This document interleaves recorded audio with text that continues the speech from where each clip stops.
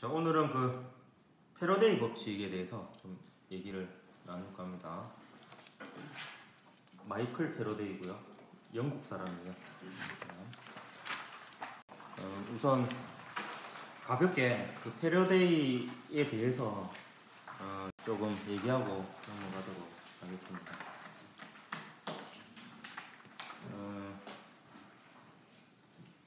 이 패러데이 같은 경우에는 그 영국의 유명한 과학자인데요. 영국뿐만 아니라 전 세계적으로도 유명한 과학자죠. 네, 영국의 과학자가 현세에서 성취할 수 있는 최고의 자리를 제안받습니다. 1857년에 그 당시 왕립학회의 핵심 멤버였던 틴달이라는 사람이 회원의 뜻을 모아서 패러데이에게 회장을 맡아달라고 요청을 하는데, 이 패러데이는 사양하면서 나는 끝까지 평범한 마이클 패러데이로 남겠습니다 라는 이제 유명한 말을 남깁니다. 사실 이 말 한마디에 이제 패러데이의 성향을 집약적으로 알 수 있는데, 굉장히 겸손하고요, 성실한 삶을 살았던, 어찌 보면은 그 과학자뿐만 아니라 일반적인 사람으로서도 그 위인이라고 볼 수 있을 만큼 그 훌륭한 삶을 살았던 인물입니다. 그래서 혹시 이제 패러데이에서 더 알고 싶은 사람을 위해서 책을 하나 소개해 줄게요. 저 얼마 전에 읽은 책인데 패러데이와 맥스웰이라는 책이 있어요. 둘 다 하필이면 영국 사람이에요. 영국 사람. 둘 다 이제 그 전자기학에 큰 공헌을 했고요. 낸시 포브스라는 사람이 쓴 책이고요. 출판사는 반니. 반니 스툴레온. 반니. 맨유에서 성사해가. 알았다. 조심할게요. 패러데이와 맥스웰, 이 책 추천합니다. 그 패러데이와 맥스웰의 생애에 대해서 이렇게 쭉 적혀있는 좀 제법 두꺼운 책인데, 둘 다 좀 인간적인 이런 면도 굉장히 본받을 점이 있어가지고 과학적으로도 굉장히 많은 공헌을 했고요. 실제로 그 아인슈타인이 가장 존경했던 두 과학자이기도 합니다. 그래서 아인슈타인의 그 연구실에 이 두 사람의 액자가 걸려 있었다라고 해요, 항상. 그래서 혹시 좀 수능 끝나고 좀 여유 있을 때 한번 볼 수 있으면 보도록 합니다. 그 패러데이는 1791년 영국 서리라는 지방에서 출생을 했고요. 아버지는 대장장이었고 삼촌들은 그 식료품 장수, 구두 수성공, 농부 이런 사람들이었다고 해요. 어릴 때는 보통 수준의 학생이었고요. 찢어지게 가난했습니다. 그래서 그 가난에서 벗어나고 싶어서 그 11살 때 런던으로 가족들이 이사를 하게 됩니다. 그래도 이제 별로 나아진 점이 없어가지고 그 매주 월요일 아침에 패러데이가 빵을 하나 받았대요. 빵 한 덩어리를 받으면 그거를 14조각을 냈다고 합니다. 빵 한 덩어리를. 그래서 아침에 하나, 저녁에 하나 이렇게 먹으면서 일주일을 생활하면서 그래도 배는 굶지 않고 정확하게 아침에 하나, 저녁에 하나 이렇게 먹으면서 지냈다라고 해요. 어릴 때부터 굉장히 성실한 삶을 살아왔고요. 13살 때 이 서점과 문방구를 경영하고 있는, 이 사람 이름이 특이하네, 리복의 조수로 취직해가지고, 그때는 이런 일이 있었나 봐요. 고객들에게 신문을 돌리고요, 신문을 가져가는 거죠. 그래서 그 사람들이 이제 신문을 보고 나면 다시 그 신문을 수거해가지고 또 다른 집에 가고, 이 일을 처음에 시작을 했다라고 합니다. 근데 이때 이거를 또 되게 성실하게 했나봐. 그래가지고 또 1년 후에 이제 승진을 합니다. 제본 작업장에 견습생으로 승진을 해서 온갖 종류의 책을 읽게 됩니다. 이게 우연의 일치죠. 그래서 되게 많은 책들을 읽게 되고, 브리테니커 백과사전 알죠? 그 브리테니커 백과사전을 제본하는 일도 하게 됩니다. 패러데이가 살았던 당시가 5판 정도 됐을 거예요. 4판, 5판 정도 되고, 지금 참고로 2012년도에 브리테니커 대백과사전 이제 종이는 출판을 그만두기로 결정을 내렸다고 합니다. 이제 의미가 없는 거죠, 요새. 계속 정보가 바뀌니까. 그 브리테니커 백과사전을 제본하면서 이제 과학에 입문하게 되고, 책에 소개된 실험을 직접 해보기도 하면서 이제 과학적 소양을 키우게 되었고요. 그러니까 전문적인 교육을 받은 게 아닙니다. 그냥 책 제본하면서 이런 여러 가지 지식을 습득하게 되었고요. 그다음 1810년에 데이텀이라는 과학 강사이자 은수공업자인 사람의 강연을 들으면서 노트도 제작하고 이렇게 지냅니다. 게다가 중요한 사람과 이제 만나게 되는데 험프리 데이비라는 사람을 만나게 됩니다. 이 험프리 데이비를 잠깐 소개하면은 그때 유명한 화학자였고요. 실제로 큰 공헌을 한 점도 있어요. 그 안정등을 발명하게 되는데 요게 왜 큰 공헌이었냐면 그때 당시에는 백열 전구가 없었습니다. 그래서 이제 가스로 이제 불을 켜는 그런 전구였는데 그 석탄을 캐러 들어갔다가 탄광에서 그 가스불 때문에 폭발하는 사건이 굉장히 많이 일어나요. 사람들이 많이 죽고 했는데 그 데이비라는 사람이 안정등을 발명해가지고 많은 사람들의 목숨을 구합니다. 원리는 이제 얘나 가스등인데 요 겉에 그물망으로 이렇게 둘러싸게 돼요. 그러면 이제 그물망이 그 열을 흡수해가지고 그 열 때문에 가스가 폭발하는 거거든. 그래서 그거를 이제 방지해주는 그런 장치를 마련했습니다. 근데 이 데이비는 이런 그 화학이나 이런 안전등 발명 이런 거에도 많이 공헌을 했지만 그 왕립 연구소에서 알기 쉽고 재미있는 화학 강의를 많이 하면서 강사로서도 많은 활약을 하게 되는데요. 이때 1812년 2월에 이 패러데이도 데이비의 공개 강의를 듣게 됩니다. 그래서 감명을 크게 받게 되고요. 그래서 패러데이도 그 왕립학회에 일을 하고 싶어가지고 그 왕립학회 회장이었던 징크스, 이름이 다 특이하네. 징크스에게 편지를 씁니다. 일을 달라라고 편지를 썼더니 답장에 no answer, 할 말 없음. 그래도 답장을 보내요, 친절하게. 이렇게 해서 거절을 당합니다. 그래서 데이비에게 부탁을 해요. 근데 부탁하면서 맨입으로 부탁이 그러니까 데이비의 강연을 들으면서 손수 필기한 노트 386쪽에 달았다고 합니다. 그거를 이제 주면서 내 좀 써달라 이렇게 얘기합니다. 그래서 데이비가 잠깐 기다려봐 이렇게 합니다. 아직은 자리가 없으니까 기다려봐 합니다. 근데 바로 그해 10월에 하필이면 또 우연의 일치로 데이비가 실험을 하다가 눈 부상을 입어요. 눈 부상을 입어서 자신의 실험을 기록해 줄 사람을 고용하는데 패러데이를 고용하게 됩니다. 근데 이건 임시직이었죠. 임시직이었고 이게 일이 풀리려면 참 이게 참 이런 우연의 사건들이 좀 필요한가 봐요. 그 다음에 1813년 2월에 왕립연구소 실험실 조수가 강영자에서 싸움을 하는 바람에 해고를 당합니다. 그래서 자리가 나가지고 데이비가 자리 났으니까 이제 온나 해가지고 그 왕립연구소에 이제 정식 조수로 이제 직업을 얻게 됩니다. 그리고 이제 1814년 10월부터 1년 반 동안 이게 정말 참 좋은 경험이었다고 생각이 되는데 1년 반 동안이나 그 데이비가 이제 돈이 많았나 봐요. 그래서 그 패러데이를 데리고 1년 반 동안 유럽 여행을 다닙니다. 그냥 여행을 다닌 게 아니라 이제 당대 유명했던 과학자들을 만나면서 대화도 나누고 하면서 이제 약간 패러데이가 약간 어찌 보면은 약간 시다바리처럼 이렇게 데리고 다니는데 완전히 시다바리로만 이렇게 대우를 하지 않고 같이 이렇게 얘기할 때는 동등한 입장에서 이렇게 얘기도 나누고 이렇게 하면서 그때 뭐 유명한 과학자였던 앙페르, 게이비삭 이런 사람들하고 직접 만나서 얘기도 하는 그런 기회를 가지게 됩니다. 근데 이 데이비하고 패러데이의 사이가 좀 틀어지는 일들이 조금씩 생기는데 1816년부터는 이제 패러데이가 직접 강의도 하기 시작합니다. 강의도 하는데 패러데이가 데이비보다 뛰어나다는 소문이 막 생겨요. 패러데이가 되게 철두철미한 사람이었거든요. 그래서 강연 준비를 굉장히 철저하게 해서 완벽한 강의를 한 걸로 유명하다고 해요. 재밌고 알기 쉽고 이렇게 완벽한 강의를 했고요. 그래서 이제 평판이 좋아지면서 데이비가 약간 질투를 하기 시작합니다. 그리고 이제 패러데이가 데이비를 깔려고 한 건 아닌데 그 데이비가 만든 안정등의 결함을 또 언급하기도 하고 이러면서 이제 조금 오해를 사게 되었죠. 1824년에는 왕립학회 회원으로 추대를 했는데 유일하게 한 표의 반대표가 나왔는데 데이비가 반대표를 던집니다.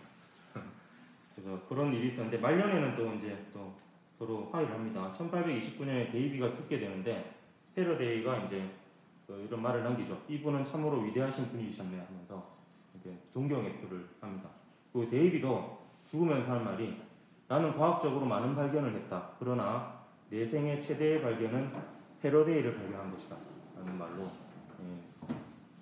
아름다운 이별을 하게 됩니다. 이게 데이비가 그 패러데이의 생애에 있어서는 아주 그 중요한 도움이 되었던 조력자의 역할을 많이 했습니다. 지금 여단사마인데 1820년에 29살 나이로 사라 버나드라는 여성과 결혼을 합니다. 근데 패러데이가 이제 그 사라라는 사람을 만나기 전에는 사랑이란 당사자들을 빼고는 모든 이에게 폐를 끼치는 귀찮은 행위라고 정의를 내립니다. 그러면서 이제 필요 없는 것이다 이렇게 얘기를 했는데 사라를 만나고 나서부터 말이 완전히 바뀝니다. 바뀌어서 표백분이나 기름이나 안전등이나 강철 등 내가 하는 일과 관계된 것들은 당신을 향한 사랑에 비하면 보잘것없는 것에 불과합니다 라는 편지를 쓰게 되죠. 그래서 참 사랑을 하면 사랑이 바뀌나 봅니다. 근데 패러데이는 또 평생 동안 약간 약간 청교도 쪽 종교를 가진 걸로 알고 있어요. 되게 독실한 종교인이었고요. 청빈한 생활을 중시하고 돈을 남겨서 저축하는 것을 무거운 죄로 생각했대요.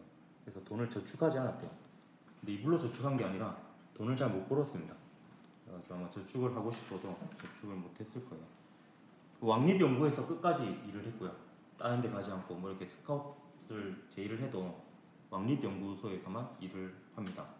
거기서 이제 그 자금이 별로 없어서 기부금이나 회비로 운영을 하면서 궁핍하게 이렇게 겨우겨우 이제 연구를 이어나갑니다. 그 뭐니뭐니 해도 패러데이의 가장 큰 업적은 1831년에 발견한 전자기 유도 법칙인데요. 이게 오늘 수업한 주 내용이 되겠고요. 이 전자기 유도 법칙을 발견하는 과정이 사실 그 패러데이에 의해서만 발견은 된 것은 아닙니다. 여러 가지 이제 사건이 일어나는데 1820년부터 전자기학과 관련된 여러 가지 발견들이 이루어지게 됩니다. 그 중에 이제 출발점이라 볼 수 있는 게 1820년에 그러니까 전기 현상과 자기 현상은 전혀 별개의 것으로 간주가 되었는데 처음으로 전기와 자기가 연결된 사건이 1820년 웨르스테드의 실험이 됩니다. 그 전류가 흐르는 도선 주변에 나침반이 움직이는 이제 실험을 하게 된 거죠. 우연히 발견하게 됩니다. 그 실험을 잠깐 보여주도록 할게요.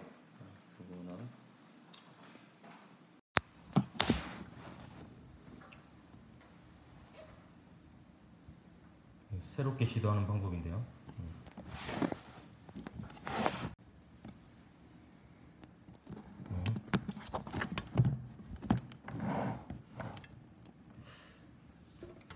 여기 이제 전원 장치가 있는데 여기가 이제 플러스 극이고 여기 마이너스 극입니다. 그래서 플러스 극이 이제 빨간색 선으로 연결되어 있고 마이너스 극이 파란색 선으로 연결되어 있고요. 잘 안 보여? 안 보이네. 이제 보입니까? 잠시만요.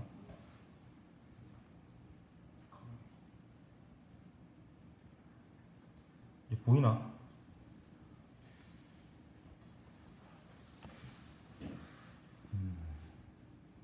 문제가 있네. 보이나? 보이네요. 이게 그냥 바로 안 보이네.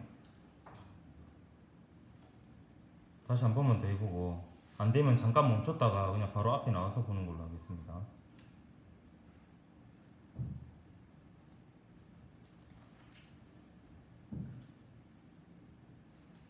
안 되네요. 자, 그러면 나와서 보는 걸로 좀 할게요.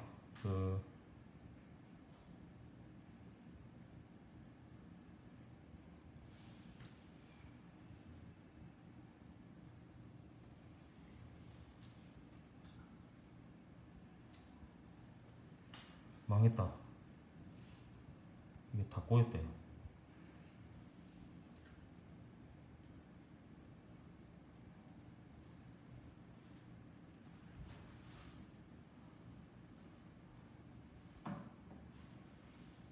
잠시만요. 이거 멈추고.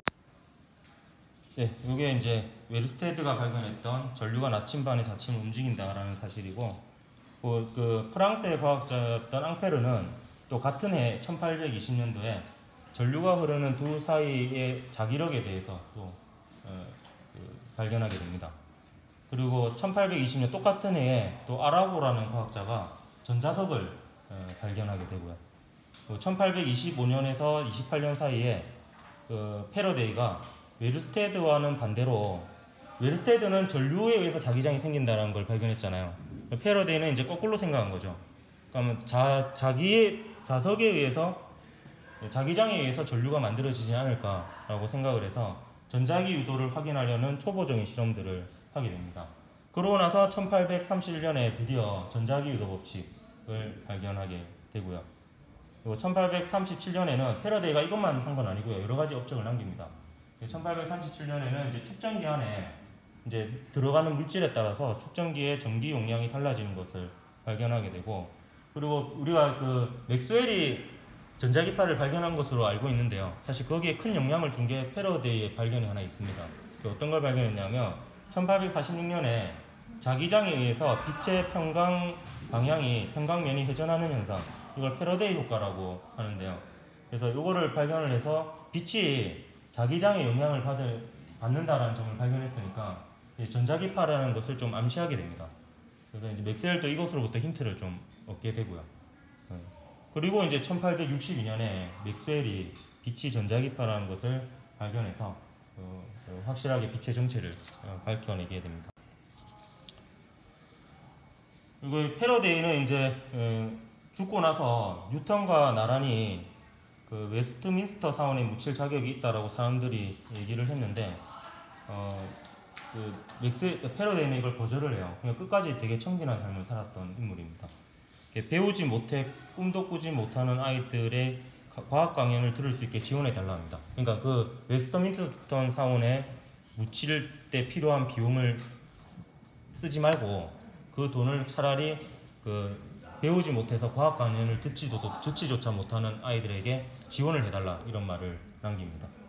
그리고 1867년에 76세의 나이로 생을 마감하게 되고요.